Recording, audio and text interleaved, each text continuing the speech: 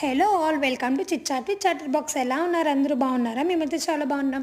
ఇంక ఇక్కడ వచ్చేసి నేను పప్పుల పొడి రెసిపీ షేర్ చేస్తున్నానండి. ఇంకా రెసిపీలోకి వెళ్ళిపోదామా. 1 కప్ పచ్చిశనగపప్పు తీసుకున్నానండి, అది డ్రై రోస్ట్ చేసుకున్నాను. ఇంకా అదే కప్పుతో నువ్వులు తీసుకున్నాను, అది కూడా డ్రై రోస్ట్ చేసుకున్నాను.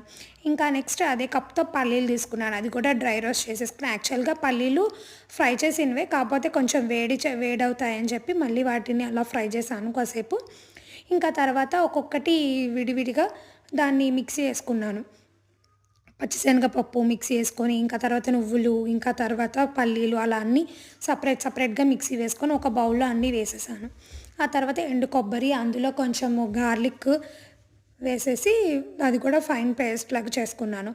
ఇంకా అవన్నీ కలిపేసి ఒక బౌల్లో పెట్టుకున్నాను కదా, అదంతా బాగా కలిపేసాను. అందులో మళ్ళీ ఉప్పు కారం యాడ్ చేసుకుని, ఆ తర్వాత మళ్ళీ ఆ ఉప్పు కారం కలిపేసాక కూడా మళ్ళీ 2 బ్యాచెస్ కింద మళ్ళీ మిక్సీ వేసుకుని దాన్ని తీసుకెళ్ళి బాగా కలిపేసుకుని ఒక ఎయిర్ టైట్ కంటైనర్లో పెట్టుకున్నాను.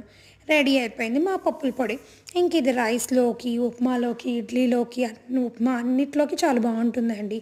ఒక్కోసారి మనకి ఏ కూర వండుకోవాలని తెలియకపోయినా ఇదొకటి అన్నం వండుకొని ఇదొకటి వేసుకొని తినచ్చు. కర్రీస్లో కూడా కూర పొడిలాగా కూడా బాగానే ఉంటుందండి. మీరు ఎప్పుడు ట్రై చేయకపోతే ఒకసారి ఈ రెసిపీ ట్రై చేయండి, చాలా బాగుంటుంది.